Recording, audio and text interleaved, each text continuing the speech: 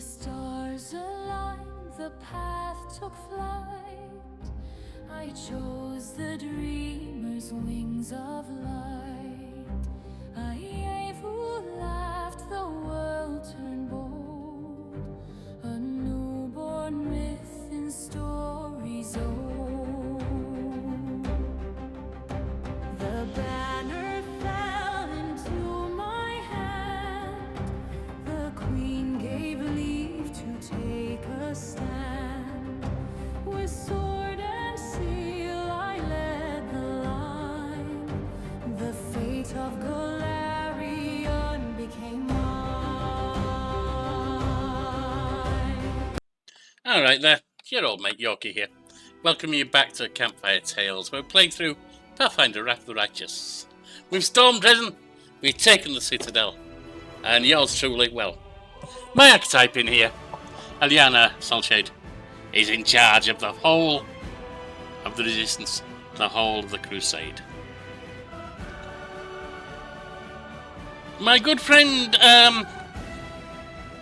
Shifter Boy, is dead, Coldbrig.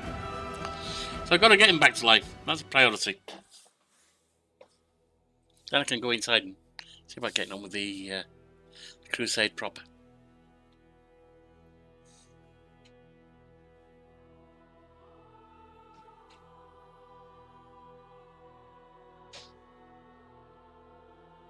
Come on. It's not going to take that long to get in. There we go. I started out neutral good. I still am. But I was drawn to the azata path in the end. Chosen randomly by ChatGPT. But I made it come up with a story-based reason. Based on what the experience has been so far. And it did well. Oh, yeah, I guided it a little bit on when it made its decision. On why it makes sense. But yeah, it did well. Basically, every time we've looked at law, it's failed. Nura turned to the cult because all those lawful paladins and so on, those good lawful paladins, ignored her slavery. I didn't. Now she's not a cultist anymore. She's run off, but she helped us in the fight. Four previous crusades all failed. Following laws and rules. Following Galfrey. And so on and so forth. Asino. I keep thinking Asino's a guy. A woman in gold-embroidered cleric's robes greets you with a polite bow. Her eyes, the colour of molten glass, gleam brightly in her dusky face. Greetings, Commander. My name is Asino. I'm a messenger from the Temple of Abdar in Absalom, and I come here assuming the defenders of the fortress could use the services of a cleric. My god at the start, my goddess, it's Southernry. Still. But I say I'm drawn to the azata path. Perhaps you've heard about the wound that sometimes opens in my chest. Are you familiar with this kind of ailment? Asino quickly probes you with the skill of an experienced healer. So the wound was right here and then it disappeared and reappeared. Amazing. No, this is the first time I've heard of such magic. What do you think it might be? I think it is some kind of demonic corruption. Or particles of chaos from the abyss have entered through the wound in your body and made it go unstable. It sounds quite interesting, incidentally. Judging from the records of researchers of the abyss, stranger things have happened in this cursed place. Can you give me advice on how to heal it? I am sure you have already used purification and chaos warding spells.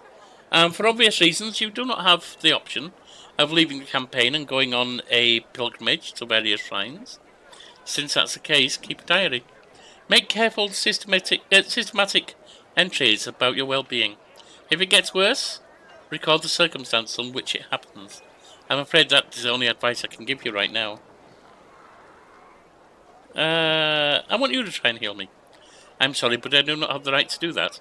A healer who makes blind attempts to heal a patient who is not on the verge of death is an irresponsible fool.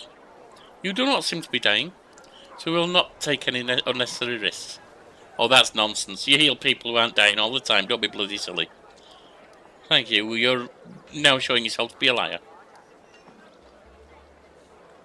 Tell me more about Abdar. I'd be delighted to. Abdar is a patron deity of law, trade, and prosperity of cities.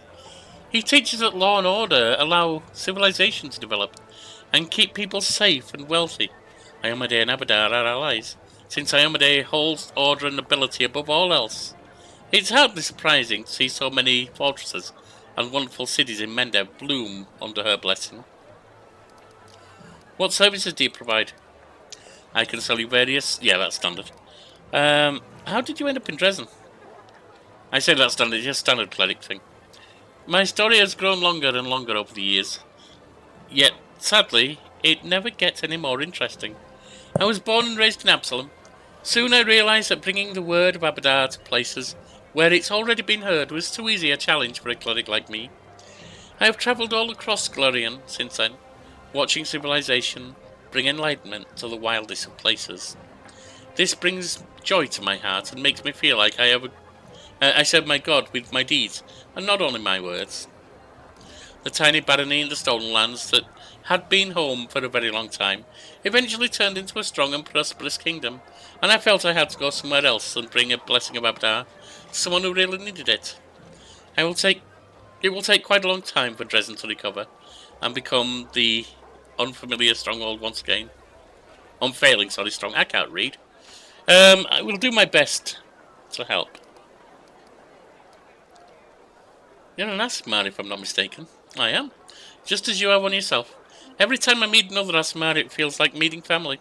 I look exactly like my great-great-grandmother. But I am the only one among my kin to have Asimar blood manifest so visibly in my appearance. I have to admit that it is very fortunate coincidence. My Asimar features are rather appealing and make people trust me more easily.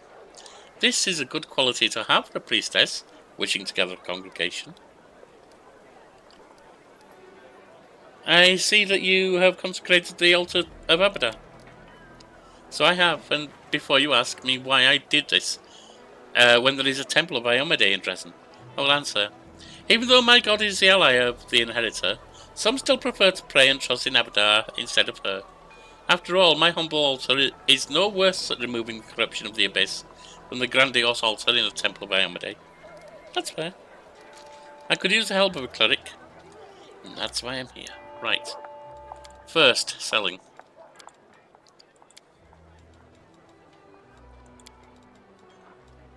Want to keep that. I don't care about that. Don't care about that or that. What's that? Edge of Force. Oh, I don't care about the Agile Dagger. Get rid of that. None of us are going to use the flail. Is anyone going to use a fracturing battle axe? I don't think so at this point. It's a decent weapon, but I can't see any of us using it.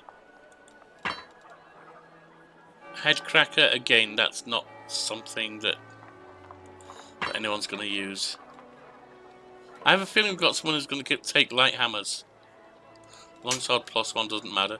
That's going to go to Sozio.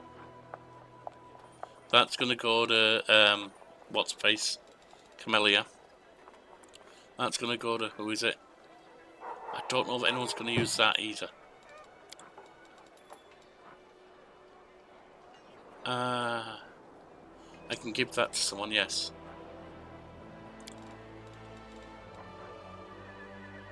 Natural armor plus I'm not going to need it. Need to give those out. Alright, now.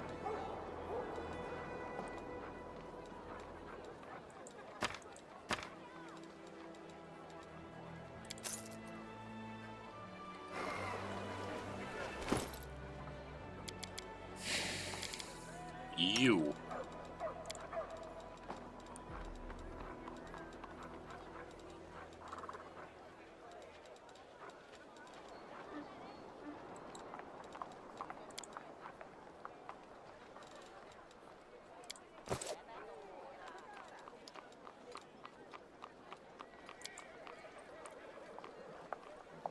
Improve your brutality incarnate thing? Good. Now, what else?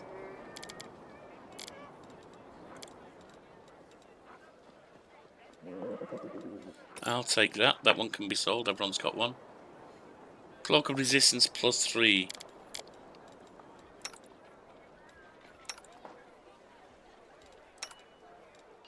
You can have that.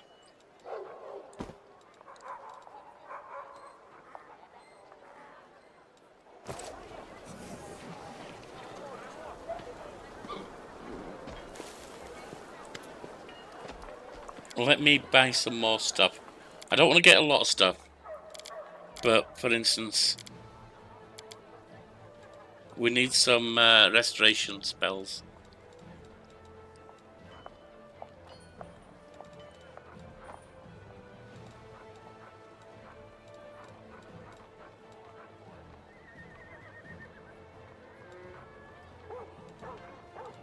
Let's sort by name so I can get some easier.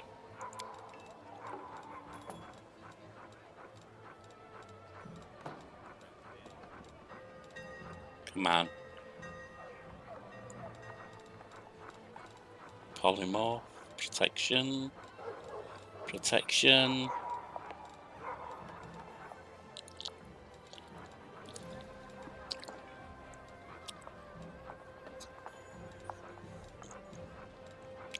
Resist. Restoration.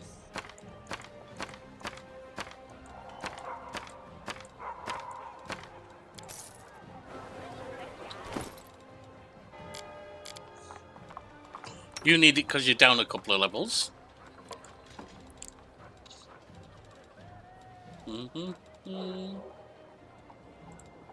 Use. Actually, yeah, there's one more. Use. Camellia.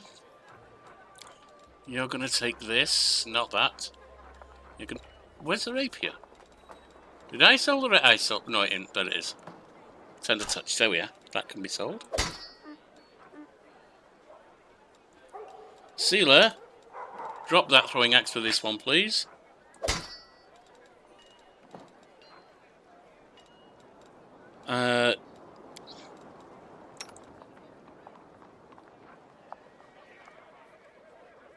This is 1d6 plus 8. That one. 1d6. 1d10 plus. Oh, it was 1d10 plus 8, wasn't it? Sorry. So that should be good. I do like the ability that has, but it's a weaker weapon, so I'm not going to keep it.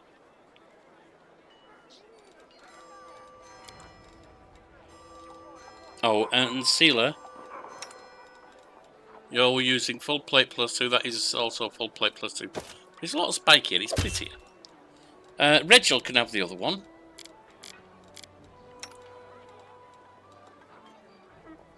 You've got adamantine full plate. That's fine. Alright, all good. Speak to Arushale, our newcomer. Arushale's ruby eyes stare watchfully at passers-by, who don't notice her even at arm's length.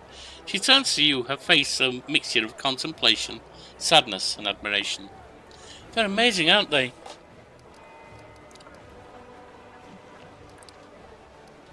We are being attacked by demons with unusual powers. Do you know anything about them? Arushale thinks for a long while. Finally, she answers hesitantly. Back in Elutionera, there were rumours about terrible experiments that Baphomet and Discari performed on their troops to make them stronger. Here on the material plane, these rumours were embellished with lots of details. Some say the demons undergo rituals acquired from Zunkathon.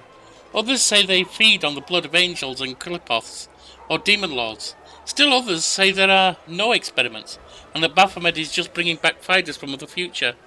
A future in which the demons have already taken all of Galarian.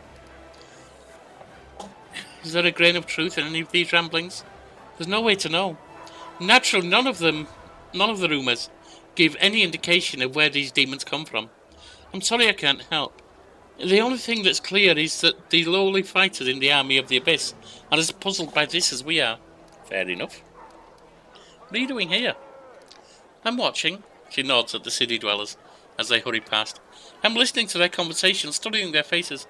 I'm trying to understand what they truly are. Why do you like to people watch? You know, when in my old life, I thought I knew everything about them. I was a master of seduction, after all. I knew how to tempt a mortal into doing anything I required. I could trap them in a lie, or lie myself and never get caught. It's disgusting to remember, but that was my life for many centuries. Now I see I knew nothing. A demon warrior probably also considered himself an expert on mortals because he's killed so many of them. He certainly knows where to thrust a spear for a quick death, and where to thrust it for a long and painful one. And he thinks that's enough. My knowledge, it was of the same kind. I ruined many mortals without learning the first thing about them. Now I watch them to understand them. This won't give my victims back their lives, of course. But still, by growing closer to these mortals, it's like I'm paying back some part of the debt to my victims' memories. Have you learned anything new about mortals? They love cats. Arushali speaks in a very serious manner, as if sharing an important scientific discovery with you. Then a moment later she smiles and to give the joke away. I see. Let me ask you another question. I'm not going to say it's creepy. Lots of people watch. She's got a lot to learn. Tell me about yourself, Aru. I'm afraid you won't like what I'm going to tell you. Where does Sukibai come from? Did you have a childhood? No, well, yes, but in brief, the Abyss is nothing like the mortal world. Arushali makes a gesture in the air, trying to find the right words.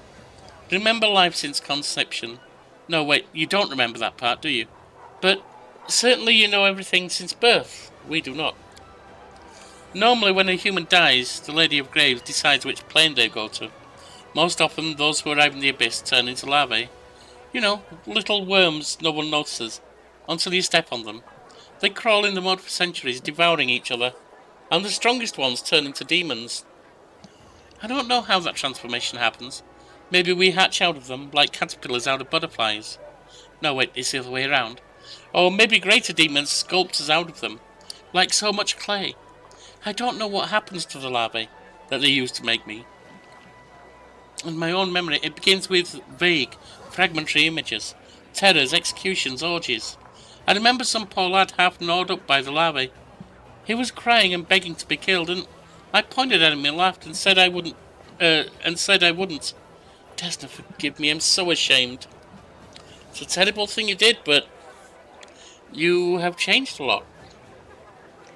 How did you end up turning against the Abyss? Temptation. Arushali smiles sadly. Strange, isn't it? So many people that believe that being good is important, but it's boring and unpleasant, and all that's enjoyable and tempting pertains to evil. Even the servants of kind gods often think so, do they not? You have no idea how easy that makes the role of temptress. Well, it was my great fortune to discover that it's not always like that. Arushali looks away. My last victim was a priestess of Desna, the tender of dreams. As you know, demons do not sleep. Mortals always compare their greatest moments to dreams. So I decided it would be interesting to see for myself, and while I was at it, forgive me, goddess, to mock Desna. This priestess lay in my arms, dying of my kiss. I remember every smallest detail. The cold sweat on her skin, her eyes rolled back in her head, her weak whisper. It's so difficult to recount. When I dove into her mind to see what mortal dreams were like. But the goddess saw me in her realm, and it turned out I remained there far longer than I planned. What did Desna do to you? As a punishment, she gave me mercy. I often think, why, me? She could easily have blown me away like smoke, with a flick of a finger. The gods rarely trouble themselves with the lives of mortals, and even less so with demons. But the reason of her own, she paid me special attention. She awoke in me the memories of the sinners whose souls used to create me. All those humans. I knew nothing of them until Desna showed me. Each of them had their own dreams, and a world without pity trampled each of them and placed them on a path that led to the Abyss. Their memories, all their hopes and pain. I'm sorry, it's hard for me to talk about this. You see a tear well up in the succubus's eyes. Arushali wipes away her tears and continues. The most important thing I realised was that every mortal is a little world of hopes and dreams, and that although I might be a succubus, I didn't have to live forever with those beastly boring pleasures and tortures of the Abyss. I can be free. I can be myself. If only I can understand who I am. You don't know who you are? What of you? Do you know who you are? Are there many mortals who can make that claim?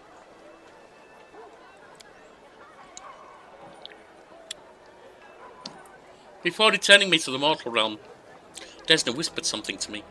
I can still hear her words. She asked me, and what do you dream of? And I don't know. I still don't. You see, demons are simple creatures. Arushale purses her lips. Each is guided by 2 or 3 strong sins. Before my conversion, my sins were all I was. A ball of desire, but without anyone behind them doing the desiring. Desires for sex, for flattery and food. But now I have me. And it's amazing, but it's so complicated. Arushale makes an apologetic gesture and smiles. What did you do after Desna converted you? I travelled. In the beginning I thought it wise to keep away from demons and their temptations. Run off to Absalom. Or perhaps even further, to another plane. Then I realised that I didn't deserve freedom yet. The abyss is still in me. It called to me, tempting me, seducing me. If I ran away, I would soon return to my old habits. Arushale forces the word from her mouth. That's why I came here, to join the war, to remember who my enemy is, to defeat the demons, not just for the mortal world, but for myself as well. Because if I don't kill my past, it will always be reaching out for me. I'm a wonderful liar. I'm no longer proud of it, but it's still true. The demons never suspected my treason until the very end. I lived as a spy and regularly reported back to the priests of Desna whatever I learned. Naturally, I concealed my identity from them as well. I would never have been caught, but I learned that Discari was planning an attack on Canabres. There was no time for caution. I risked everything to warn you, and paid with my freedom. Amazingly, the anarchy of the abyss was slavery for you, but you found freedom in the army. Well, I'm not exactly marching in the infantry, Arushale smiles. Your operations bear little resemblance to the battle by laws of warfare. Too true. So do you worship Desna now? The goddess did a lot for me. More than I ever deserved. Asking anything more would be impudent. I'm grateful to her, but I don't try and trouble her with my prayers. Nothing wrong with some prayers of gratitude. Thank you for your answers. I hope they didn't upset you too much. Not at all. At least not as much as they upset me. May I ask you a personal question, the kind of question mortal might ask of a succubus? You want to talk about sex? Arushale looks you in the eye. Ask me anything, I'll not keep secrets from you, but don't expect to hear anything light-hearted or pleasant. The kiss of a succubus is deadly, isn't it? Not just a kiss, any caress of any kind sucks the life from mortals, and there's nothing I can do about it. Arushale touches her lips ever so slightly. For mortals, tenderness is tenderness, and violence is violence.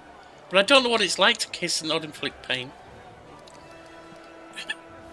I just hope my observations of mortals will help me understand.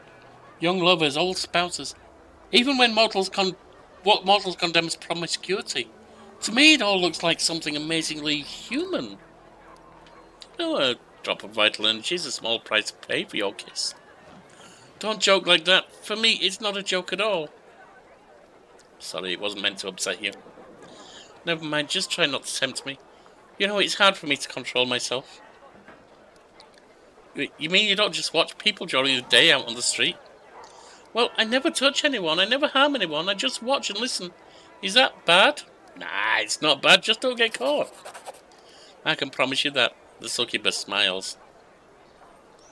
We're now in chaotic good. Do you still feel desire? Arushale keeps a long silence as she searches for the right words. You see? On the one hand, my succubus nature remains with me. The desire I feel is one from my whole life. When I look at any mortal, I immediately imagine how... She looks away.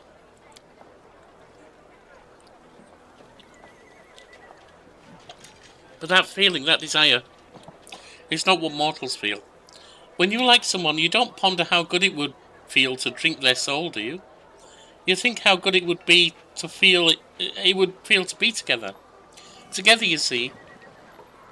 You know how to want someone and at the same time not want to destroy them. For me, it's always one and the same. True despair rings in Arushale's voice. I'm not even talking about love, just the common mutual affection of mortals when they're not poisoned with violence. Now I know that I've never felt it. It's hard to imagine how it's even possible. So what's sex between demons like? Everything demons do is a sort of cannibalism. Each devours mortals and other demons in their own way. Some enjoy literally tearing up pieces of flesh with their teeth.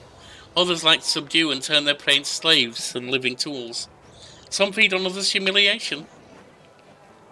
It comes in different forms, but the essence is always the same.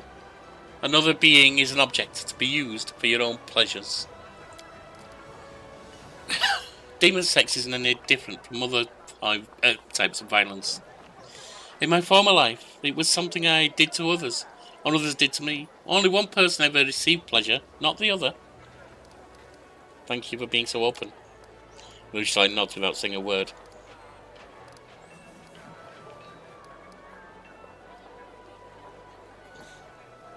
What do you think about the powers I gave you? It's a great temptation. I don't know if I should be trusted with such power. I certainly wouldn't trust myself with it. When you have so much power, it's easy to decide you're a god and the mortals are your toys.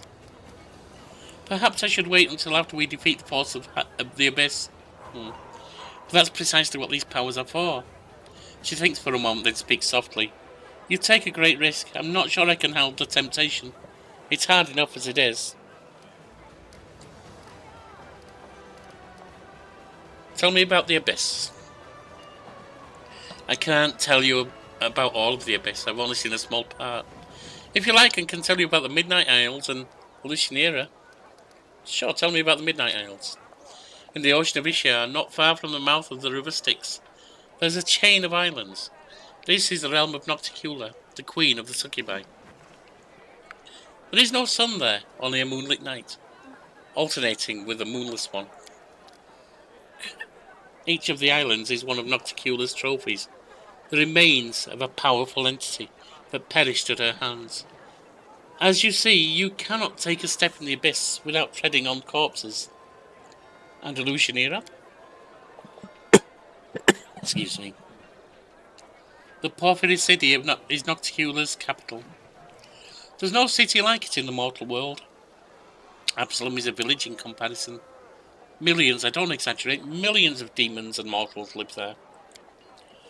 Some come voluntarily, not only from Galarian, but from other planes as well. Nocticula keeps an open boundary and enjoys having many guests, merchants and travellers in the city. Some arrive in chains, the slave trade is the most thriving business in the city. From afar, the city may seem a merry place. Many of its dwellers do enjoy themselves, until it's their turn to become someone else's toy. It's a city of suffering, neon a soul shade, of cheerful, festive torments that everyone in the city inflicts on those around them. What are some of the places of interest in Lucianera? The heart of the business quarter is the flesh markets, where the slave trade takes place. I grew up in the mansion of Lady Valexia. Her house is always full of guests doing their best to entertain her. Those whose performance is not to her liking risk remaining at her house forever. The main attraction of the succubi city is of course the brothels of the 10,000 delights. I need not tell you what they offer. If you can imagine it, someone is selling it. Not far from there you can find the harem of ardent dreams, which serves as a sort of city hall. Shamira, Nocticula's right hand and mayor of Lucianera, receives her visitors there. For those who prefer bloodier sport, there are many arenas in the city. The most famous of them is Battle Bliss. Battles run continuously, without breaks and without rules. It doesn't matter what trickery you use to win. It only matters how much fun the crowd is having. And above it all towers the House of Silken Shadow, Nocticula's palace. Hundreds, thousands of towers and domes adorned with jewels. There are legends of what happens inside. Many have striven to experience the delights of the Succubi Queen's palace, forgetting that we were built for her pleasure, not theirs. What can you tell me about Nocticula? She's called the Lady in Shadow. They say that she was the first succubus. She's far from the most powerful demon lord. But this hasn't kept her from being the ruin of many creatures significantly more powerful than herself. Even building her kingdom upon their bones. They say that, like Lamashtu, she strived to turn herself from a demon into a true goddess. She enjoys killing, but her favourite tools are seduction and deception. She only stoops to crude violence when there are no other games to play. And even then she backstabs from the shadows. Her favourite weapon is a crossbow, though a silk garrote would suit her better.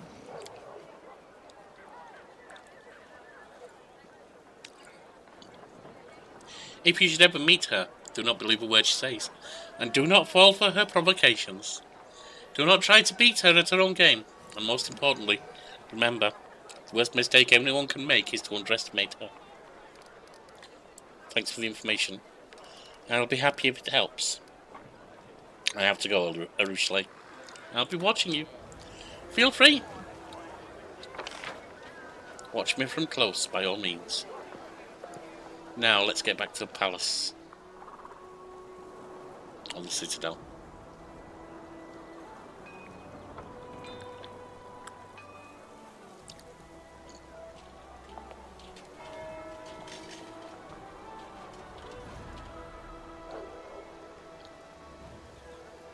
Almost there.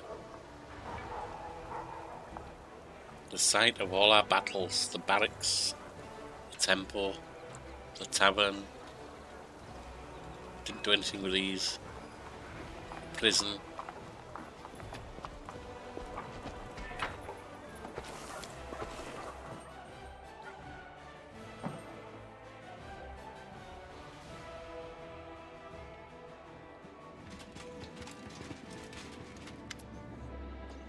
A middle-aged paladin with a genial face salutes you. His sparse grey hair stands in fuzzy tufts on his head, giving him a distinctly unwarlike appearance. Ever bright crusaders reporting for duty. My name is Siar Cobglen, or Cobellen, and I'm at your service. Queen Galfrey is gathering the main attack force in Noresian. She ordered us to replenish the losses suffered in Canabres and come here. We will support your troops. A tall, dark-eyed lad is standing behind Siar. He passionately echoes Siar's words. We're ready to go to the front immediately. Allow us to be the spear of the attack. The old crusader calls the young man to order. Morveg, don't speak unless spoken, so don't worry. No one will be defeating any demons without you. Siar smiles kindly and tousles the boy's hair. Who have you brought with you? Everbright crusaders mainly, but we have a lot of volunteers who have joined us. Those who arrived in the Queen's call, but didn't want to sit in Neurosia waiting for the main army to set off. All the hotheads know the front is here. Excuse my cough. I think I have a slight cold, and a lot of reading messes your throat up. Siar nods at the boy behind him, the one who's eager to fight.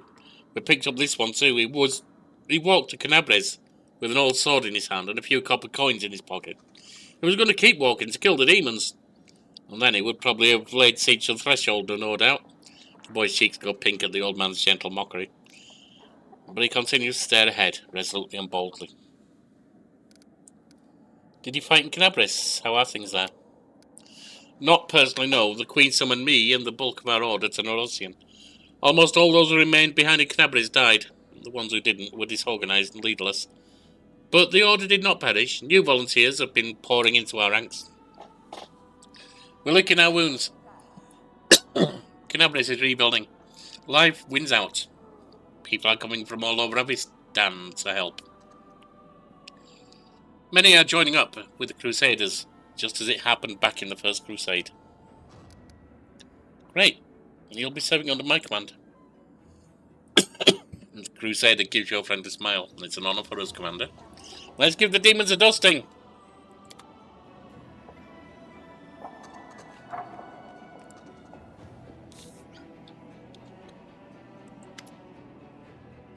Look who it is, hi! Have you figured out how the demons have been sneaking up on us, Anivia? Anivia answers with scarcely concealed irritation. No dice. Our scouts crawled all over the area, down every hole. Nothing. The grey road was completely empty, and then, wham! A whole army popped up just like a jack-in-the-box. My only lead is a few scouts who didn't come back from the gorges to the southwest. But we've found no sign of secret paths or underground passageways, and definitely no route we can use to quietly move a large force through. But I feel it's in my gut there's some evil scum out there. We just have to look harder, of course. I could send out more scouts, but they might just disappear in like the first one. Why don't you go there yourself and find out what's what? Did you find out where Minago is? Anivia shakes her head sharply. Nope, zero zilch. A whole lot of nothing. The scum melted into thin air. Soldiers saw her jump out of the window, run through the square in front of the citadel, and suddenly disappear. We haven't heard anything from her since, and I don't like it. I'm telling you, this is bad. First of all, I don't just give up. If we can't see her, it means she's setting a trap for us somewhere we won't expect. I mean, it would be great. The demon lords just gobbled her up for her failures, but I think that's too much to hope for. That's not the worst of it. We have a more pressing question, you know. I wondered how she teleported from the city, if by that time you'd already hung the banner. The soldiers are saying it probably wasn't in full force by then. But you and I both know that's dross. She wasn't supposed to be able to teleport, but she did. The question is how. Alright, I have to go. Let's have a look at the affairs.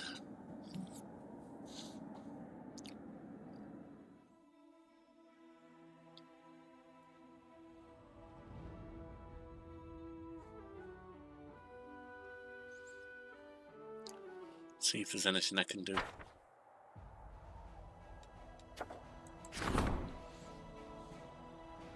Witches. While exploring Sarkorian lands, a group of scouts stumbled upon a hidden settlement of exiles. Runaway witches and sorcerers practicing forbidden rituals. Criminals in their homeland, they did not welcome the commander's soldiers and made it clear they did not want anyone meddling in their affairs. Could destroy it. Establish trade. Can't do that.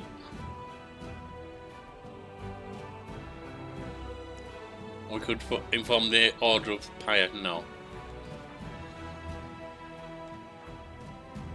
It's not much of an increase, but we'll establish trade. No matter how sinister rituals the witches form, they're not enemies of the Crusaders. You can trade with them. An army of thieves. A large group of suspicious individuals has arrived at the gates of Drezen. They wish to join the crusade. Officers have recognised the number of thieves and murderers among their ranks, and it seems that the newcomers are only interested in the spoils of war. Should they be accepted? Accept them for 6 rogues and bandits. Send them away for some diplomacy points. Arrest them for 14 convicts. Or accept and take care of them. I think we're going to do that. They probably turn to thievery, just like Nura turned to evil, because of how they've been treated and what they've been denied. Rushlai is certain that service in the crusade reforms thieves, so she has assigned experienced officers to guide them. Along with combat training, they teach the bandits about honour and valour.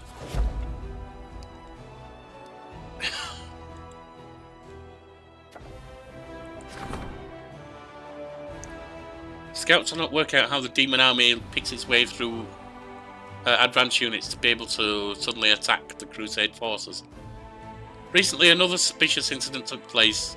Some scouts did not return from the mission to explore the territory south of Drezen. More thorough reconnaissance of the area is needed. Probably the source of the demon apparition is there. Send them.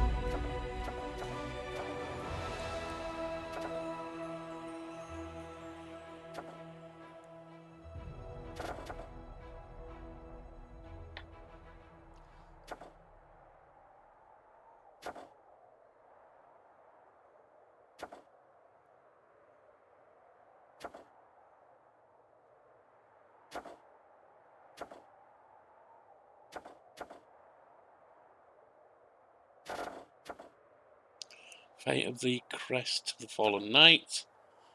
Forming. Fate of Chilblain.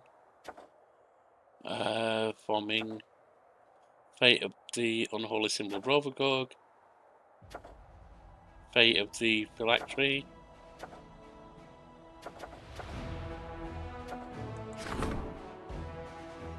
Let's see what a skilled craftsman can do to that.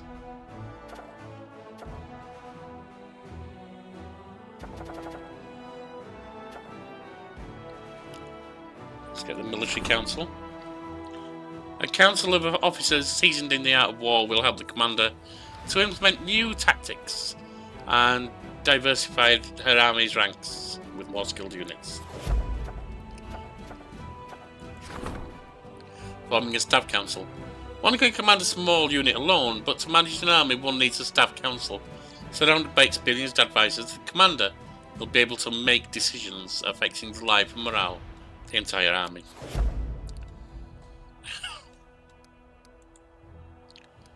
And that's all we can do for them.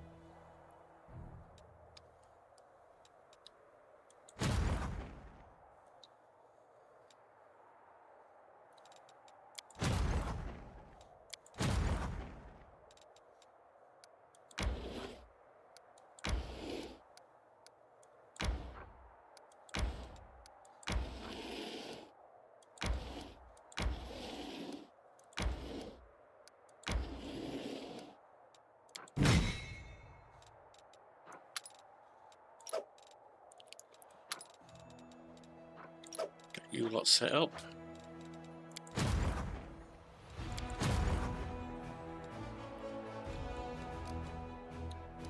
Some of them go there, and I think the others go on to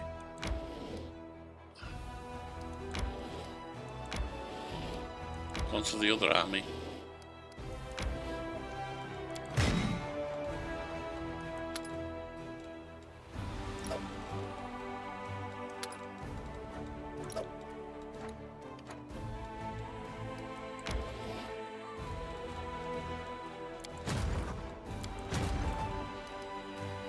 Yeah.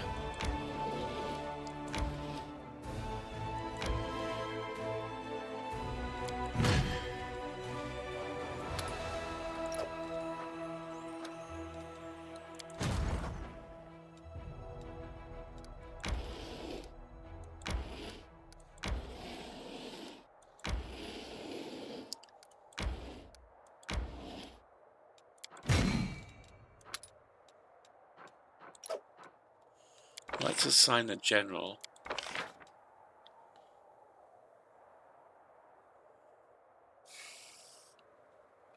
So take to Silverhill. Not too sure I want him, but I kind of need someone who's got massive. What is it? He's not going to be doing anything right now, anyway.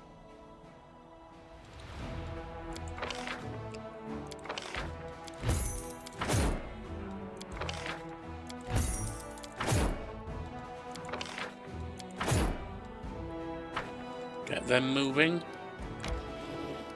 Ah, right, they're not coming from Canaples now, are they?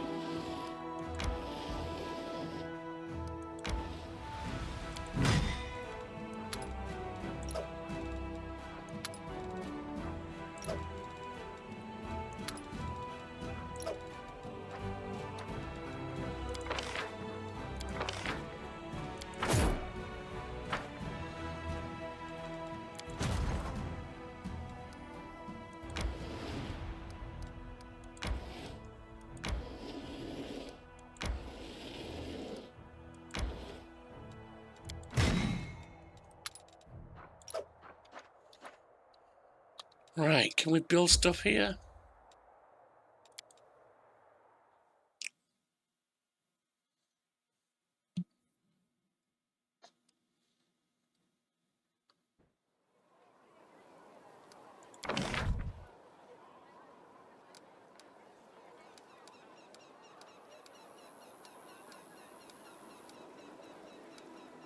Don't actually have a lot, do I?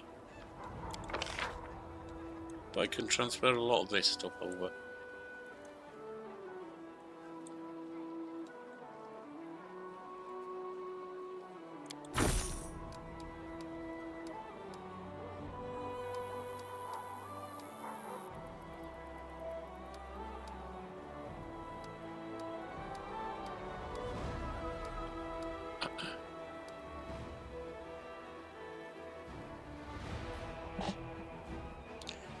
Wise Alchemist Magic, 10 bonus energy a day, yes.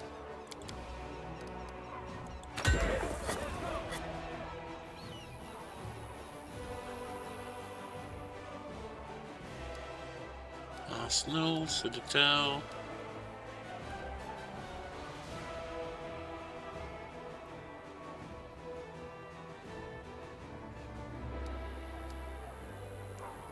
Put a hospital in.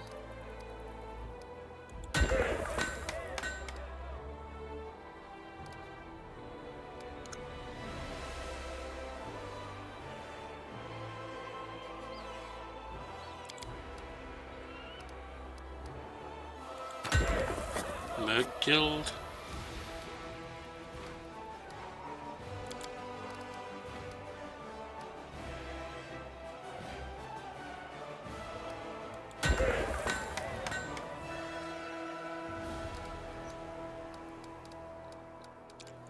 Main stables.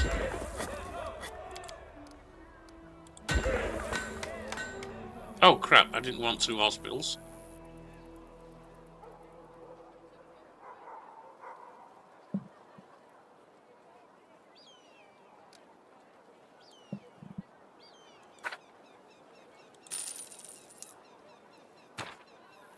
There we are.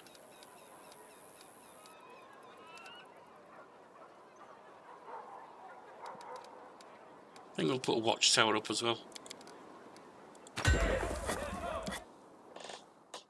That's about all I can do there. Now, we're going to sleep to get everyone healed up proper.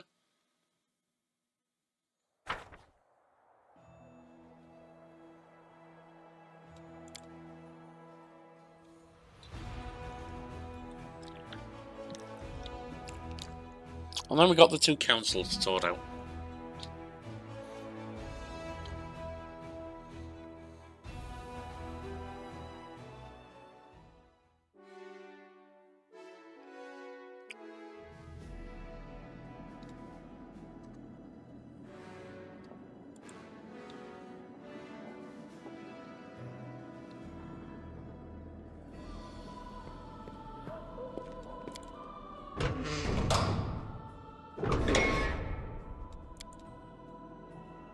Knock, knock. Who's there? Para. Para who? Paralictor Regil. No, you're supposed to say knock knock, and I'm supposed to say who's there, and then you reply. Go on, try it again.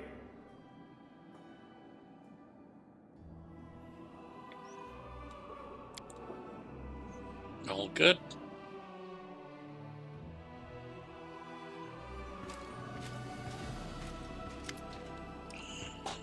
The tall, gaunt half-elf salutes you solemnly, Commander.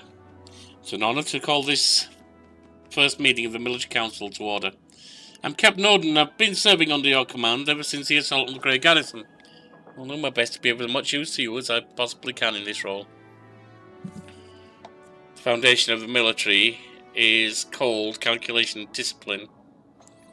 These are the principles I will seek to impart to the Crusaders. If we win this war, we must forget about mercy. For our enemies, for our troops, for ourselves. Well, Commander, your sister Sealer is no renowned general, but she spent half her life mashing with evil, or tussling with evil. It looks like I'll be stepping up on behalf of all of my Amadeus faithful here. I hope my advice will prove useful. Demons aren't the first invaders to come to the lands of Psychoris. I know this country, and I know how people used to fight here in the old days. Listen to me, War Chief, and I'll tell you how to turn this land into our ally. The first issue on the Military Council's agenda is the reorganisation of the troops. Our infantry has been bled dry. Force Her Majesty's granted us were enough to take Drezen. We need more troops to hold on to it. Furthermore, the army was assembled in great haste after the assault on Canabris and was never adequately equipped. Unfortunately, we don't have much time for redeployment. Our scouts report that a powerful leader, Karamzadar, is already preparing a retaliatory strike on Drezen. We can rely on the freshly conscripted Mendevian soldiers, They might not have the skill, but our strength as always lies in the number and the fervour of the volunteers joining the crusades. We can't throw everyone to the meat grinder. We'll just get our youth killed for nothing. We need to select the best among our recruits. Or even better, hold a contest. The bravest and the most capable will join the Crusaders. The death count is always highest in the infantry. Its purpose is to serve as a shield. It would be wise to invest our resources in hiring and training heavy footmen with shields to ensure maximum protection, even if it limits their mobility and makes them less threatening to the enemy. Excuse me. Never enough folk. Same in war as it is in peacetime. We dealt with that problem by finding helpers among the animals. Why can't we do the same now? Strengthen the infantry with war dogs. One soldier with a dog at his side is more like 1.5 fighters. Maybe even 2. Cap Norton, what does the military council do? The military council determines a strategy for our troops, enacts army reforms, approves new equipment standards, and makes decisions on all issues regarding military actions on the front lines. And who's this Balak or Ramzadar? The most trusted servant of the Demon Lord Niscari.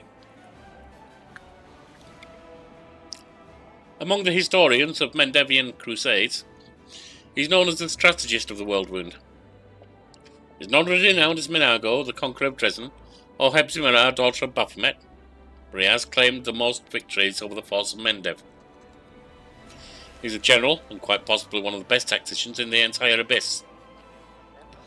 I've been studying his style of warfare for years. He may seem like an ordinary demon, another typical war taskmaster, but that's a fallacy. Like a beast following a scent, he senses weakness in his enemy's defences and strikes at them, sending soldiers to bring targeted carnage. His uncanny charisma attracts more and more soldiers to him. So he's never short on troops and sacrifices them like pawns whenever he pleases in order to achieve his victories. Kramzada is the face of the demonic host. For many years, I've been gathering research on him, preparing for the day when our armies would clash with his once more. I hope my council will help you defeat him. So far, Kramzada has known no defeats. He will do. A question from my advisors. Ready to answer your questions you may have, Commander. Sealer, have you ever commanded an army before? Not on a scale like this, of course not, but I fought evil and I know its tricks. Besides, war makes people callous, and it's always useful to have a paladin advisor around to remind you, at the crucial moment, what we're actually fighting for, right? Regil, why do you wish to sit on the military council? I have command experience and I intend to impart to the Crusaders at least a modicum of the discipline and rigidity of the Hell Knights. The quality of the Mendevian staff currently available to you leaves much to be desired. Regil glances at the wincing Captain Orden. That much is certain. Albrig, do you have any military experience? Do I have experience? I fought on this land back when it was still called Sarkoris. I led my clan on raids against our neighbours, drove invaders from our land, and I went to war with my band against orcs and giants. What kind of Sarkorians would I be if I stood on the sideline now?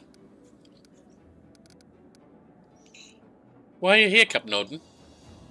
Sorry, who are you, Captain Orden? Don't we know that? Looks like it's right.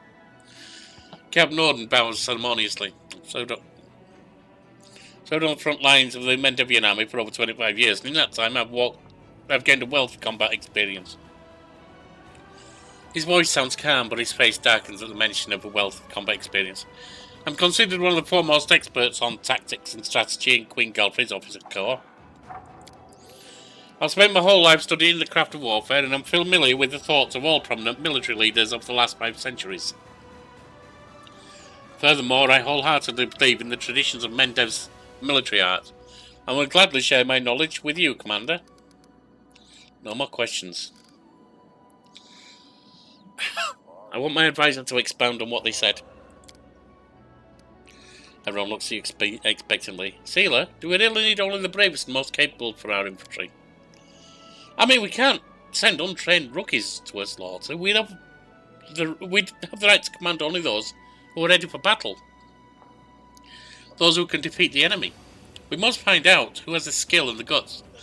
Contests are perfect for that, and a little excitement for our warriors couldn't hurt either. We won't get that many winners, but their strength will come from their prowess, not their numbers. Your proposal would leave us with an infantry full of selfish risk-takers dreaming of glory and valour. That is bad material for a soldier. The infantry's role is to be a shield for the archers and mages. All they are required to do is follow orders and hold the line. On to victory or death. Ambitious loners cherry-picked through contests of skill are not fit to perform this duty. Rachel, why do you insist on shield bearers? The infantry is a meat shield intended to catch the blade of the opposing army in its flesh. The shield must be reliable, that is all that's required of it. That is why I would like to see well-armoured shield bearers as our foot soldiers. We must have the option of pitting ranks of footmen against a tide of rampaging demons, knowing with certainty that they will not scatter or die until they have completed their task. Ulbrich, how will war dogs help our infantry? A loyal hound is more than just a set of sharp fangs, it's an extra pair of eyes, a keen nose, and another head in a way. It's no soldier, but it's extra fighting power. Since we can't get any more human warriors from anywhere, we should swell the ranks with four-legged fighters. Excuse me.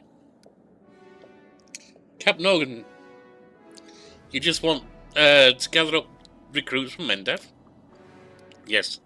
Institute a draft and try to amass as many new soldiers from Mendev's and the other lands as we can. We've always drawn our strength from our zeal and our determination to oppose evil. If we start holding contests or selections, we'll turn a holy crusade into a job for those few, and scatter away future volunteers. Yeah, and if we force a draft, we're going to drive all kinds of people away, or possibly to the enemy. If we try changing our tried and true tactics, we'll lose valuable time, and our army's in need of fresh blood right now. Everything's clear to me now. Well, I am following the azata line, a more natural line. Let's use the dogs to reinforce our infantry. Training a dog for war is no easy task, but we have a few tricks inside Cordis. Druids stay out a patch on the old ones, of course, but they can talk to beasts. That's all we need. I'll train 5 dogs and they'll quickly supply our army with 4-legged reinforcements. Captain Orden salutes you formally. Thank you for your time, Commander. When the reforms are finished and the ranks of our infantry are replenished, I will assemble the military council and discuss new decisions.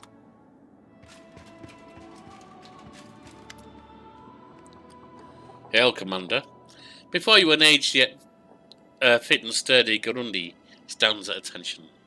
His dark skin has an earthy tone to it, and crystals sparkle forth from where his hair and eyebrows should be, clearly identifying him as an Orcad.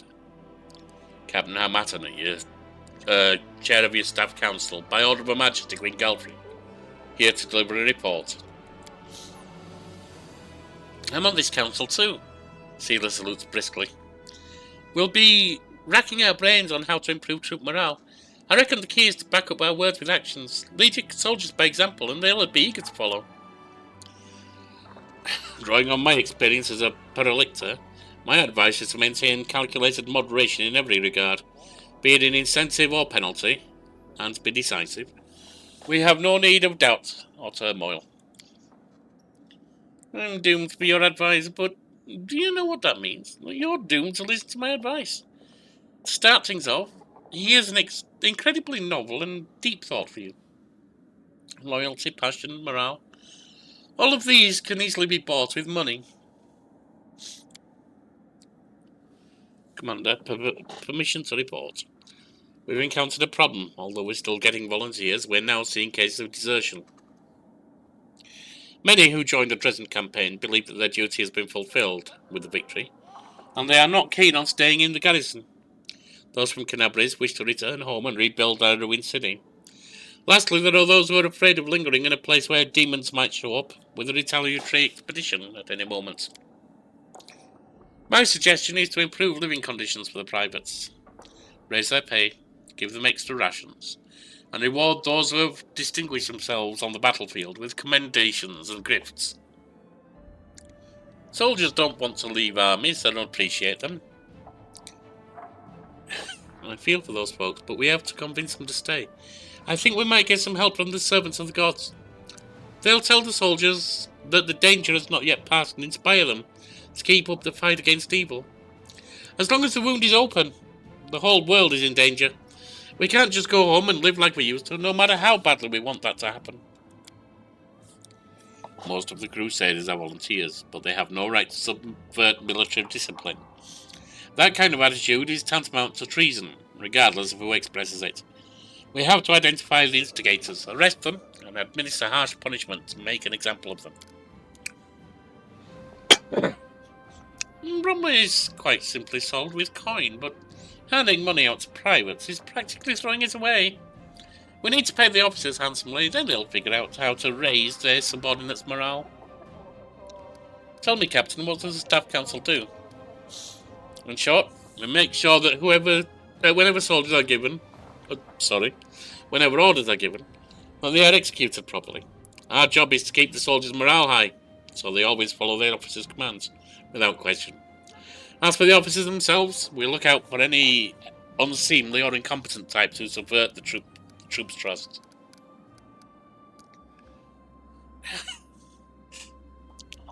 I'm going to be glad to head out on an adventure, aren't I? My throat's killing me. Take another drink. Well, then it's been an hour of mostly reading.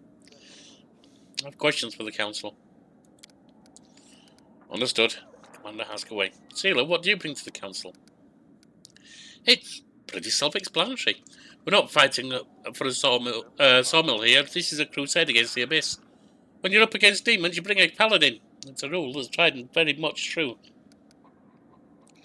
Reginald, what kind of help can I expect from you on this council? I have extensive experience being in command, and as a Hell Knight I possess firmness that some of your other officers might be lacking. The essence of my council is not to spoil your troops, but to maintain their discipline strategically. Amidst the chaos of war, a general has to be a beacon of order and purpose for their soldiers. They will be just as grateful to receive rewards or lashes from such a general, and most importantly, they won't even think to disobey their orders. Darren, what are you doing on this council? Mostly I'm just waiting for it to end, but since I have little choice, I'll give you some advice on how to charm your subordinates, be they people of importance, or simple commoners. I'll tell you the biggest secret right away. Free money. Gold has the most miraculous power there is. Captain Hamadan, why did the Queen appoint you to preside over the council? I had been on the Assyrian infantry for 100 years, fighting for 3 pharaohs. Then after I joined the Crusaders, I served Her Majesty Galfrey for 2 more decades. I dare to hope that I've gained a decent amount of experience over the years. Let's see.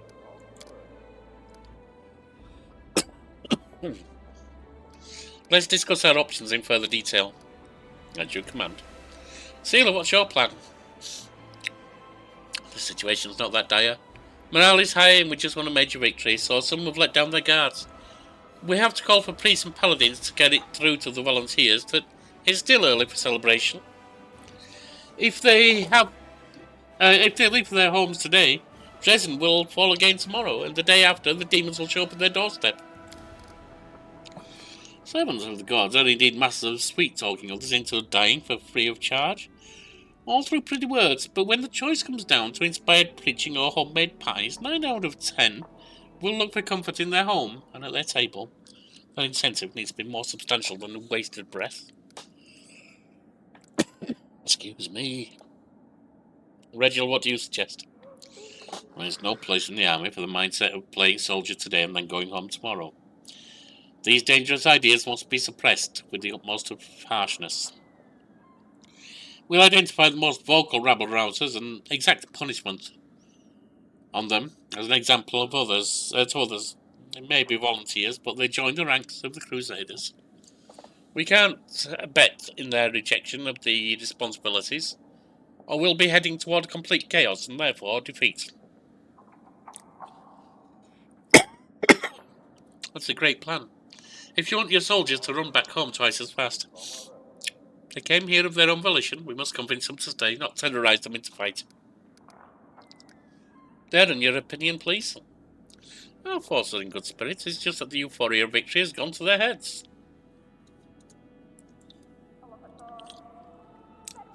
No one can sober them up quicker than the officers, especially those of lower rank. We'll give our dear oafs, all those sergeants and corporals, a bonus on the slide and promise to sweeten the deal once they've convinced the volunteers to stay. Perhaps they'll do so over a beer mug, or maybe with a broken nose. Why bother solving problems on yourself when you can push them off on someone else's you pay? Your bought loyalty will run out even sooner than your gold. Once soldiers turn into profiteers instead of following orders, they start appraising them. They'll wonder whether or not it's worth their while to obey their general. I hardly need to explain the effect this will have on discipline. Captain Martin, what would you advise? The volunteers believe that they've almost won. Great. Let's not ruin this pretty illusion. Instead, we'll turn it to our advantage. We'll increase rations and pay for the privates, rewarding the most distinguished with accommodations and gifts. Who'd abandon their victors when they provide you with good food and even better coin? It's naive to expect troops won't understand that we would be just trying to appease them. An army cannot stand if it's held together by handouts and desperate promises. We shouldn't lie to our soldiers. If we build up flimsy illusions now, the demons will shatter them later. Those fighting alongside us must recognise the seriousness of this situation, instead of celebrating victory when the war has just begun. Thanks, everything's clear.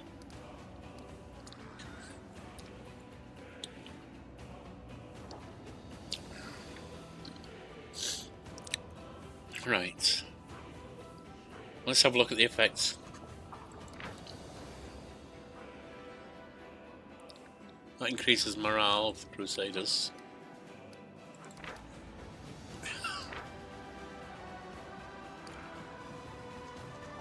That increases morale. Reduces recruitment growth. Increases cost. I don't like that one.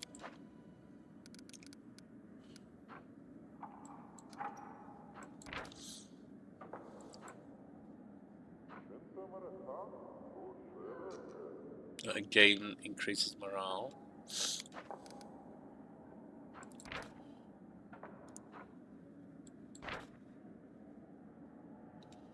They all increase morale.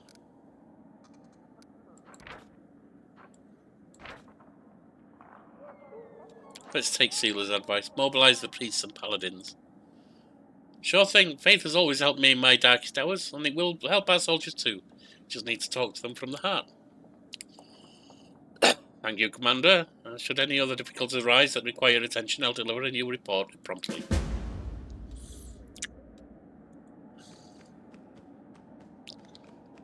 And with that, we can head out.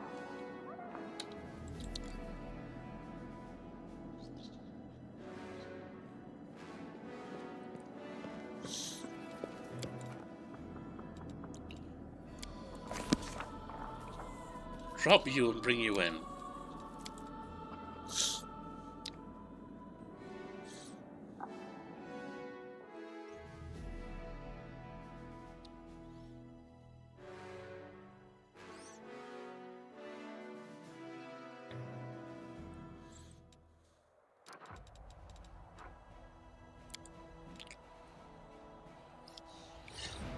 Excuse me.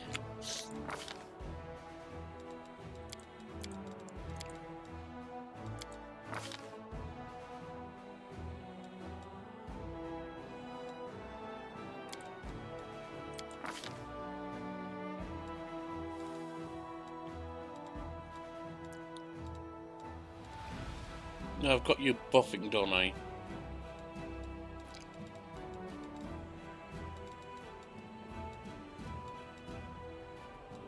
What's going to be our best buff here?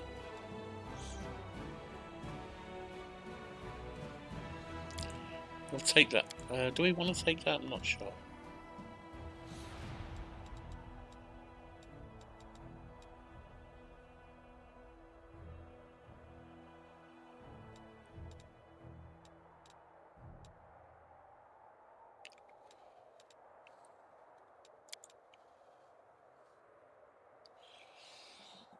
Excuse me.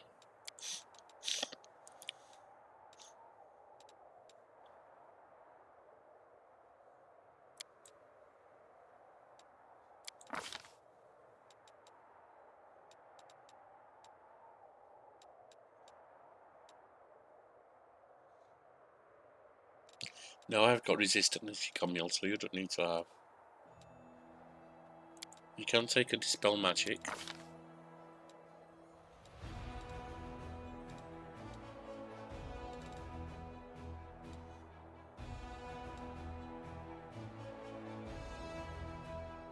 Ember's got that, or I do, one of the two of us.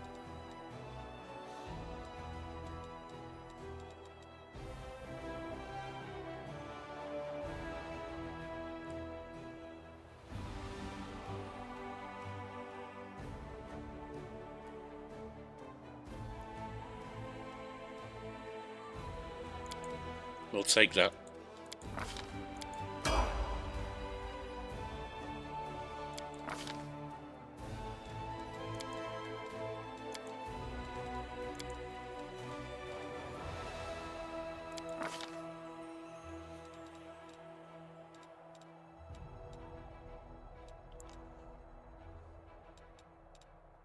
That was Sozi who had that, wasn't it? So I should give it to him.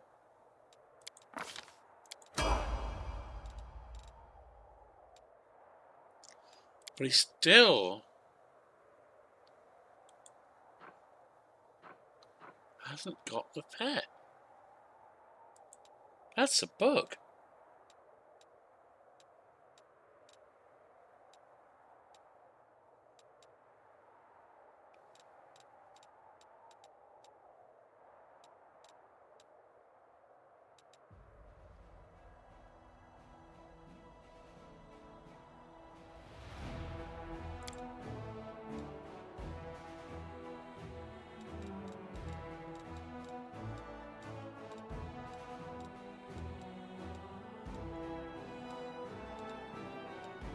That seemed like a bug to me.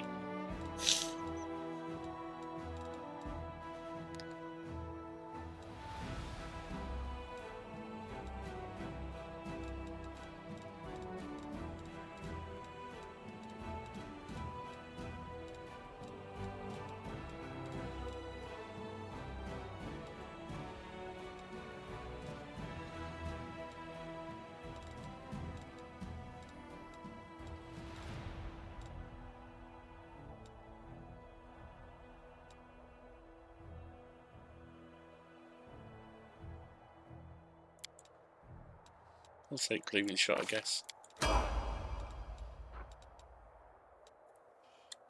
You need to get your con restored.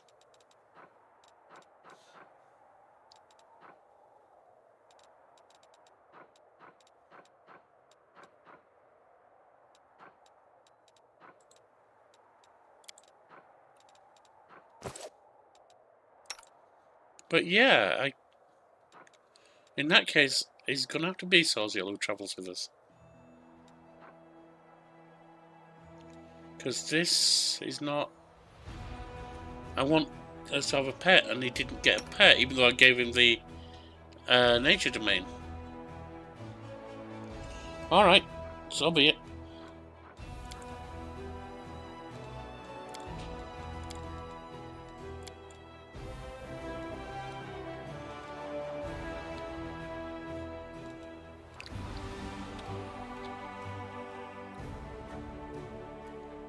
Let's see where we can go.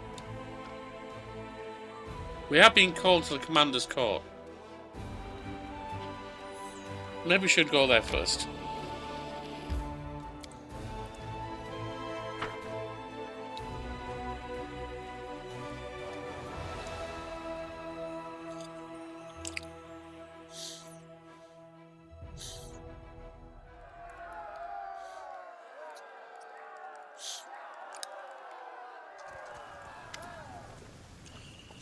As we approach, the commotion at the top of the ridge dies down for a moment before roaring to new heights. That's her, yes, look at the butterflies. Hello. There's a dragon here too, you know. Way more interesting than a butterfly. And it was me who asked the Salt Shade to come here anyway. What's good little dragon? Ava's a good little dragon. You see your old friends, the 3 Drezen adepts from Canabres, standing at the head of the crowd. The Salt Shade, finally, we rushed here as soon as we heard what happened in Drezen. We brought friends too, except we've only just met some of them. Allow me to introduce them. Maîtresse Ola Devara, the illustrious exiled alchemist. Those formidable warriors, the halflings of the Temple of Chaldera Zusaristan, the goddess of battle and recklessness. This is the famous street artist, Maestro Avon Turin. A pseudonym, of course. Rare is the administration building in Everstand that has escaped his brush. And here in front we have our mounted gnomish contingent, the cavalry sculptors.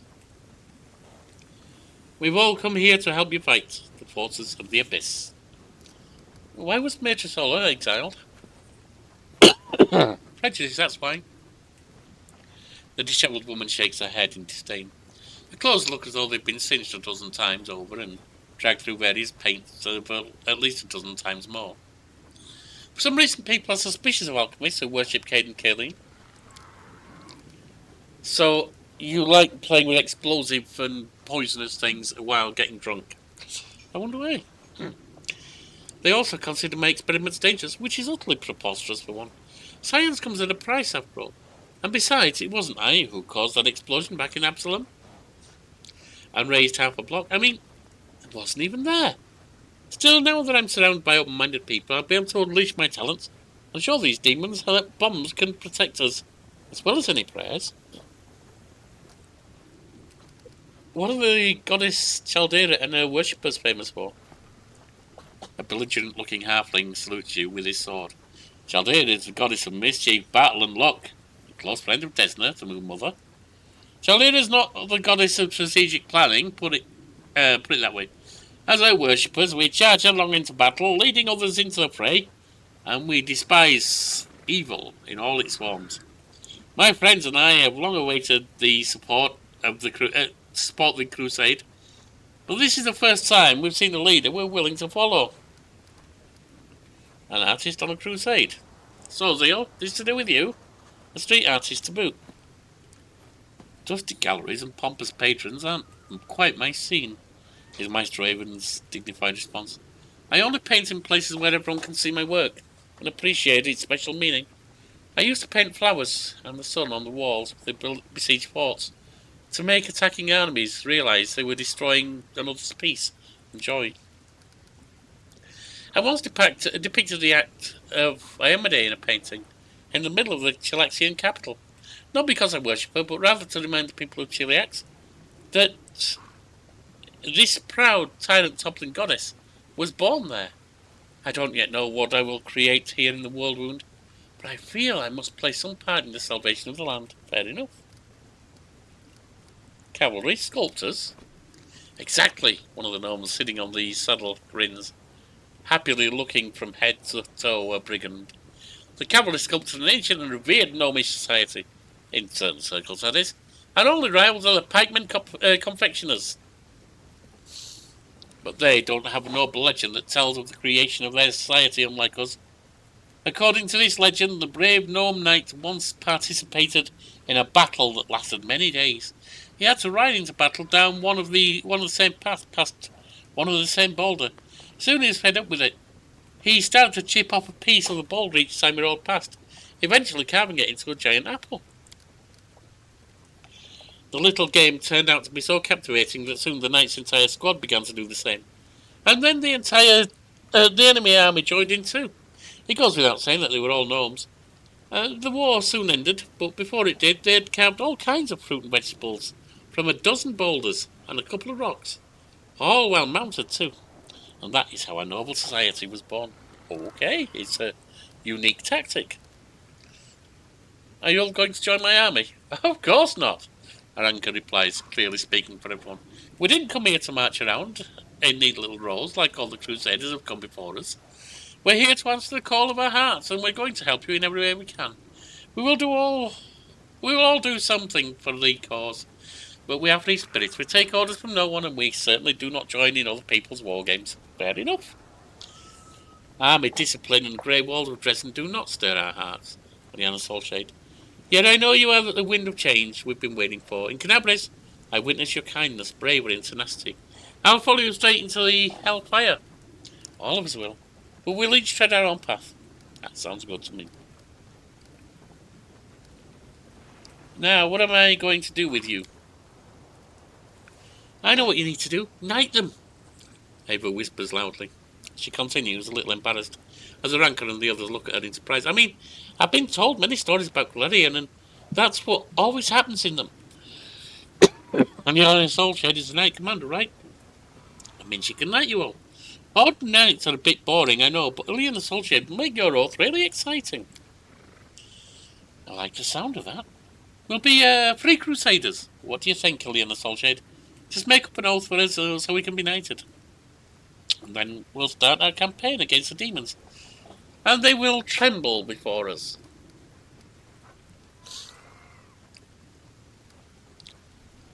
Let your eloquence flow forth.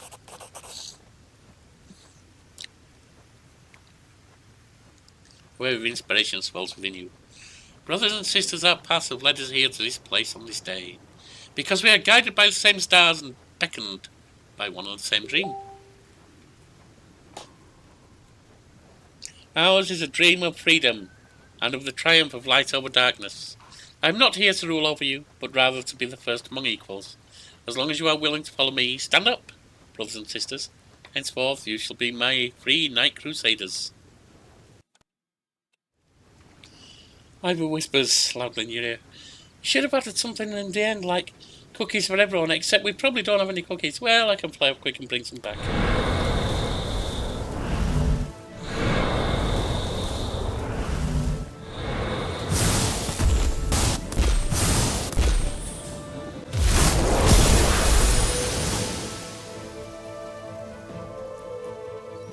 Oh, now that's pretty.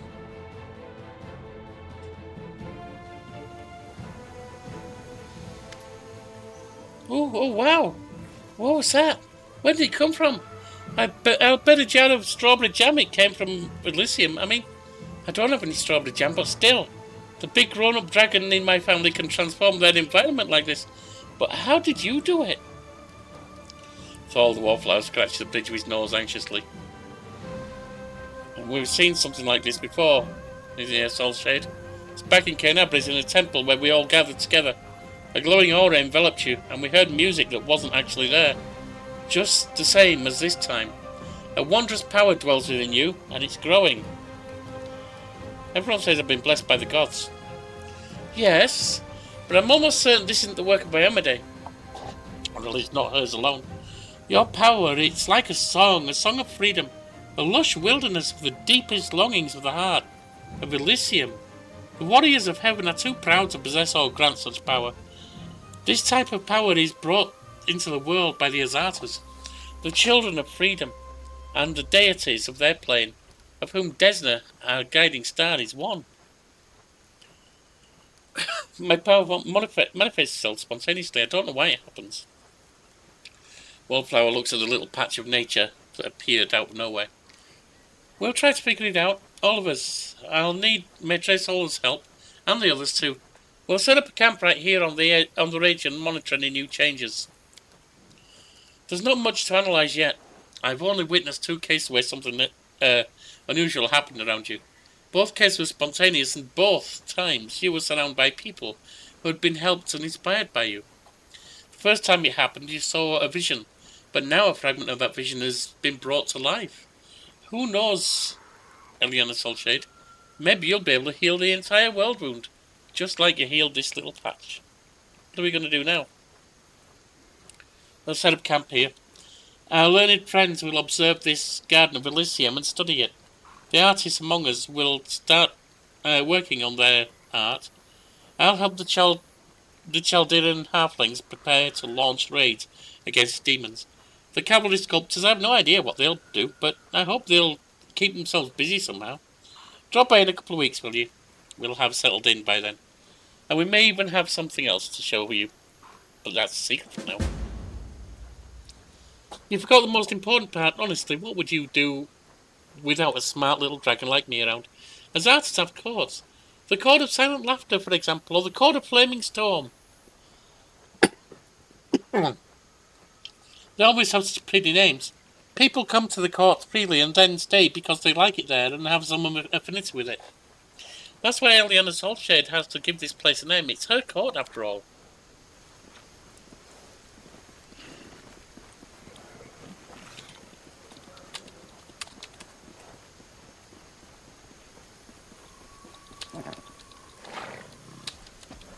The Court of the Laughing Dragon. And with that, and the hope gained from the appearance of nature in the world wound, we will leave. And we will end there, because you know my throat's wrecked today. Hopefully I'll be feeling better tomorrow and we can carry on. I'll see you then.